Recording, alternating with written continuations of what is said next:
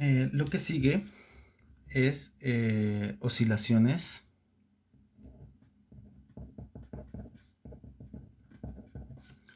del dipolo eléctrico. Vamos a hacer un tratamiento, un análisis semiclásico, ¿sí?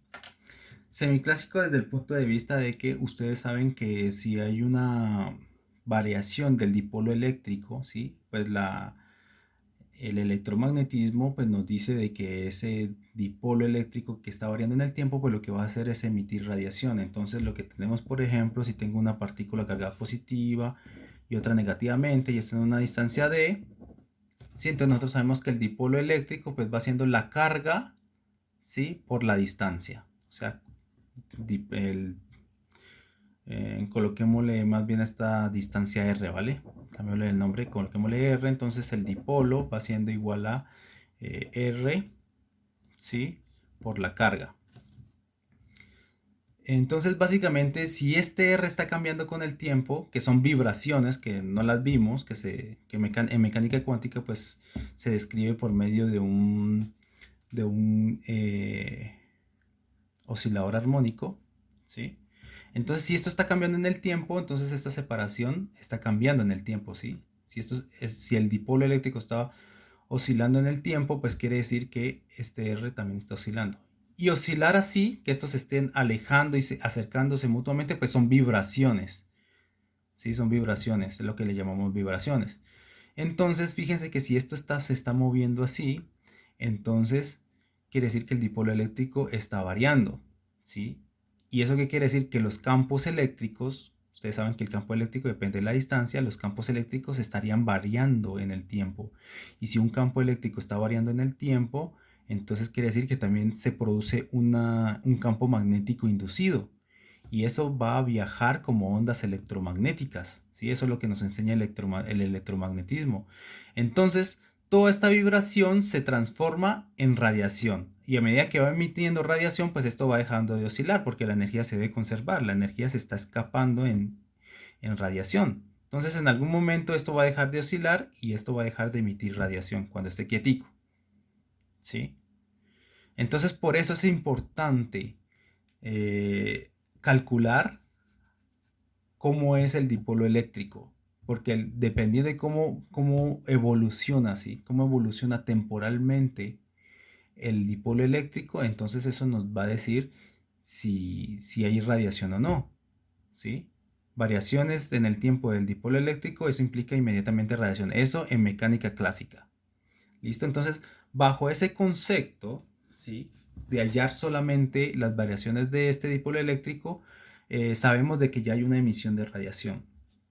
Lo mismo pasa con un dipolo que esté rotando, ¿sí? Suponiendo que esto está rotando así y esto está rotando así, ¿sí? Pero también va a producir variaciones de, de campo electromagnéticos, ¿sí? Y entonces eso también te va a producir radiación. Entonces esto va a dejar de rotar cuando se escape la radiación, ¿sí? Entonces esto deja de rotar cuando, o sea, y la energía que se entrega, digamos, cuando eso se queda quieto, pues obviamente pues ha perdido energía rotacional. Y esa energía perdida pues se la dio a la radiación, ¿sí? Si esto que está rotando está emitiendo constantemente radiación, pues está perdiendo constantemente energía y en algún momento debe parar. Estos son conceptos solamente clásicos. En mecánica cuántica sabemos que eso, eso está cuantizado. Y nosotros ya vimos, por ejemplo, la cuantización de rotaciones de moléculas dipolares, ¿sí? Entonces, esta molécula puede perder, digamos, momento angular, o sea, velocidad angular, pero en pasos discretos, ¿sí? Y eso te emite radiación, ¿sí? Que era lo que veíamos en el capítulo de rotaciones de moléculas diatómicas, ¿sí? Entonces, por eso es muy importante ver cómo se comporta el dipolo. Si el dipolo está rotando, si el dipolo tiene digamos, está rotando, pues entonces eso está emitiendo radiación. Bueno, entonces, para poder calcular, ¿sí? Eh, cómo, cómo son las variaciones del momento dipolar, nosotros tenemos que hallar los elementos de matriz del momento dipolar. Entonces, en términos de operadores, ¿sí? En términos de operadores, vamos a etiquetar el momento dipolar como una D mayúscula. Y ustedes, como saben, pues esto es igual a carga por R, pues donde R pues va a pasar como la R mayúscula en notación de operador, ¿sí? Entonces este sería el operador momento dipolar. Para saber cuáles son los elementos de matriz, nosotros debemos saber cuál es la paridad del momento dipolar, ¿sí? ¿Cuál es la paridad respecto a una reflexión, ¿sí? A través del origen de esto. A ver, ¿a qué me refiero con eso? Entonces, por ejemplo, si yo tengo en el plano, coloquémosle ZY, ¿sí? Entonces, si yo tengo, por ejemplo, que el momento dipolar es así, ¿sí? Entonces, una reflexión con respecto a su origen, pues es como pasar un plano que sea perpendicular, ¿sí? Al vector D, ¿sí? Entonces, la reflexión de esto, pues sería un vector opuesto a este, ¿sí? Es como colocar un espejo aquí, ¿sí? Si yo coloco un espejo aquí, entonces tengo este vector, entonces lo que voy a ver en el espejo pues va a ser un vector opuesto. ¿Listo? Entonces este va a ser menos D. ¿Sí? Entonces, bajo una reflexión, ¿sí?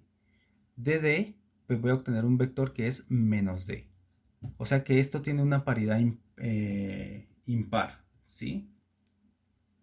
Una paridad negativa. Entonces, eso por un lado. Por otro lado, los armónicos esféricos también tienen paridad. ¿Listo?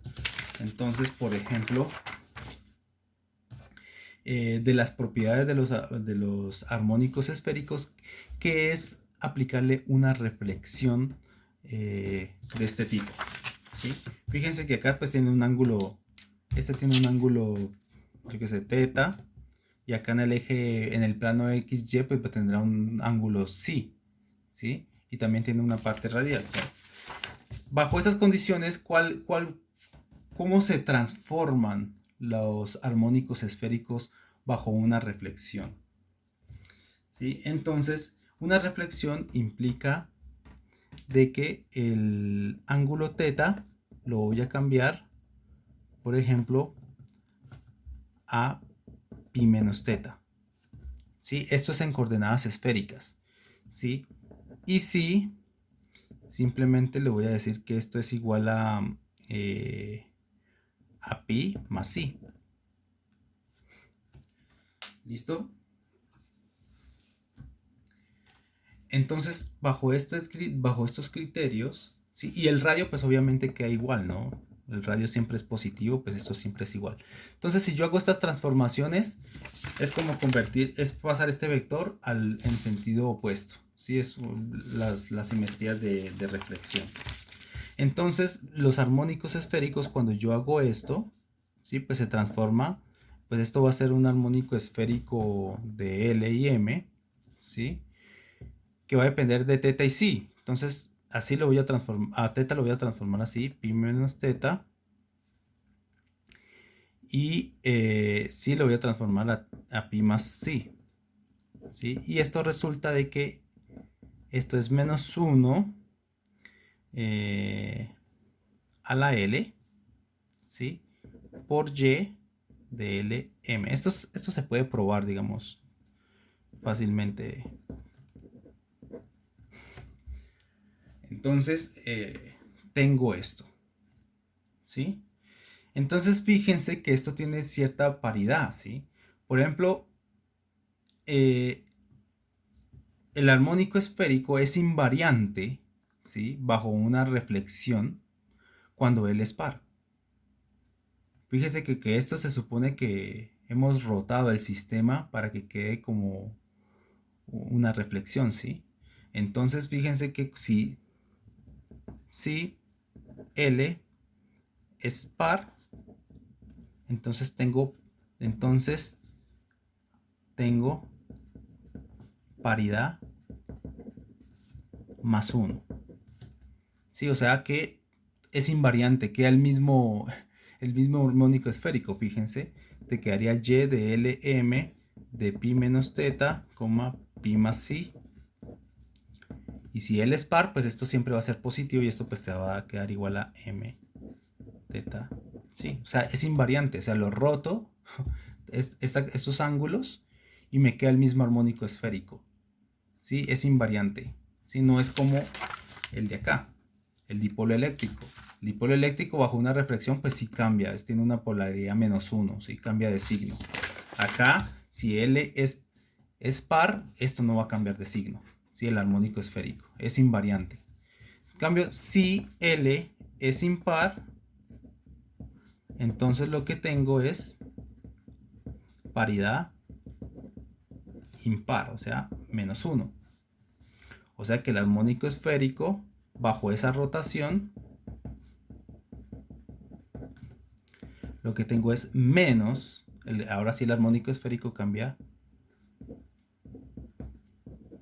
de signo. ¿Sí? Entonces, cuando nosotros hacemos, ¿sí? Hagamos por ejemplo este ejemplo, vamos a hallar el valor medio en el estado fundamental de este operador, ¿sí? Del operador dipolo eléctrico.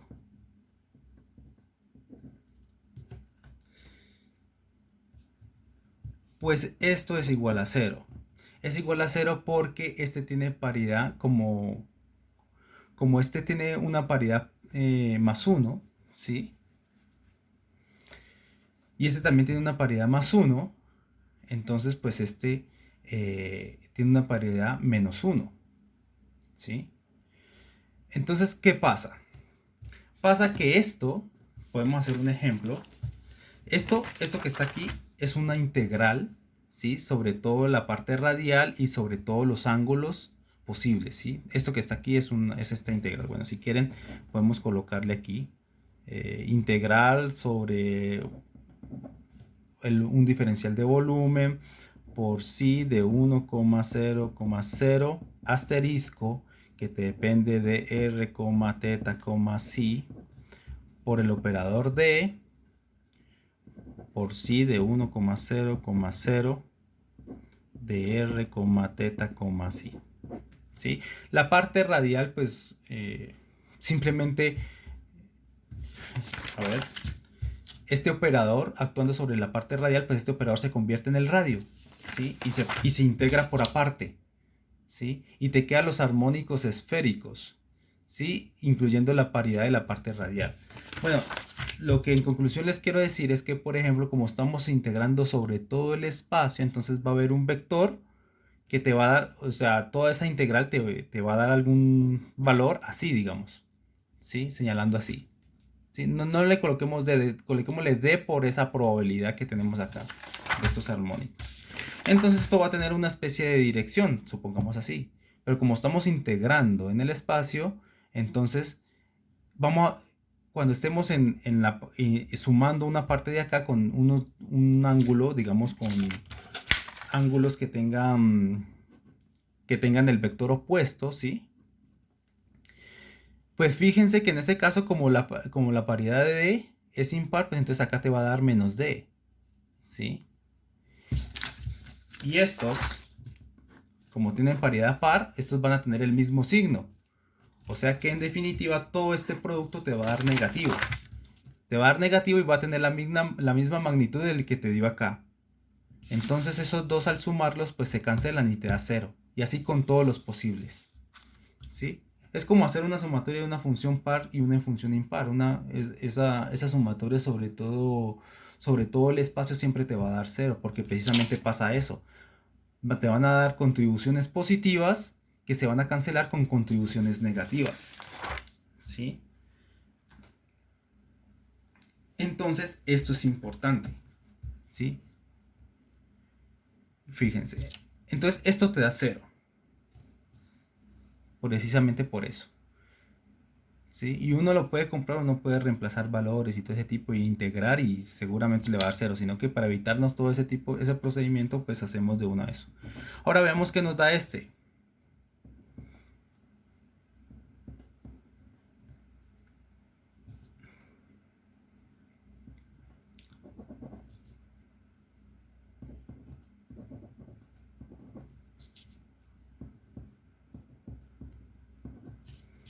¿Sí? Fíjense que la paridad de estas funciones no depende de m, así que yo por eso le estoy colocando aquí m' y m, o sea, no tiene ningún inconveniente. Esto también es cero, ¿sí? L, aquí L es igual a 1 y aquí L es igual a 1, o sea, esta función de acá tiene una paridad impar, ¿sí? De menos 1. Y acá también tiene una paridad de menos 1, o sea, acá te va a dar un menos 1 con un menos 1 más. Y este, ante la reflexión, pues también te da un menos 1, o sea que también te queda menos. O sea que va a ocurrir lo mismo que pasó acá. Sí, va a ocurrir lo mismo. Voy a obtener una contribución positiva que se va a anular con una contribución negativa. Sí, precisamente porque ante la reflexión, todo esto que está aquí tiene una paridad impar, ¿sí? Tiene un menos 1, paridad menos 1, ¿sí? Entonces, este vector, ¿sí? Me da una contribución. No sé, pongámosle que te dé 5 para un determinado ángulo, ¿sí? Para un determinado valor de ángulos. Y si aplicamos la reflexión, esto te va a dar el mismo valor, pero negativo. Y como esto es una integral, entonces esas sumatorias se te van a cancelar términos positivos con términos negativos. Así que esto también te va a dar cero. También lo pueden hacer despacio. Si quieren, integren y seguramente eso les va a dar cero. ¿Sí? Eso cumple el principio. ¿Sí? Funciones pares con una función impar, ¿sí?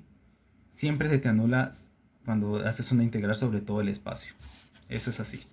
Entonces fíjense que estos términos, ¿sí? Esos términos diagonales, digamos en el momento angular, pues siempre son ceros.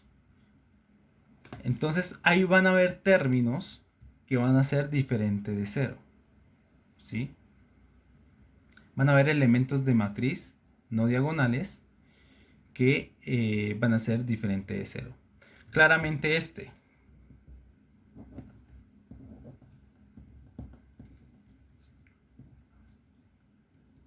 Eh,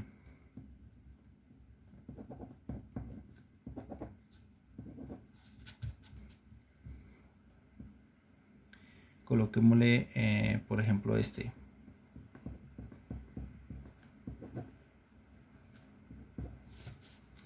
Este sí va a ser diferente de cero. ¿Sí? Va a haber una contribución. Este es un elemento de matriz no diagonal, precisamente porque los números cuánticos de acá no son exactamente los de acá. ¿Sí? Acá tengo un L0, acá tengo un L1, acá tengo un M0 y bueno, acá pues puede valer 1, 0 o menos 1. ¿Sí? Entonces estos son elementos de matriz no diagonales porque sus números cuánticos no coinciden.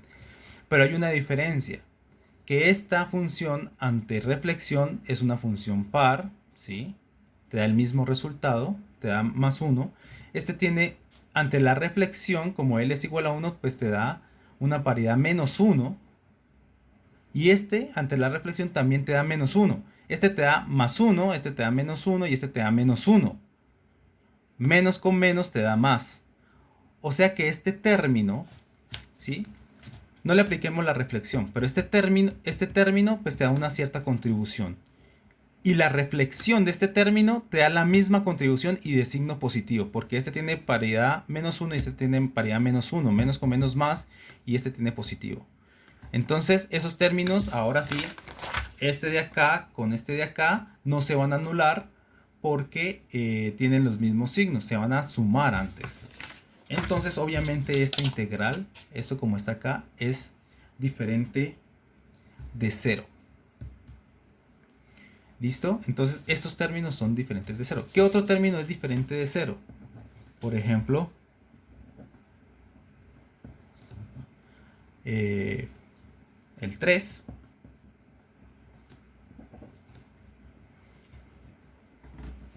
¿Sí?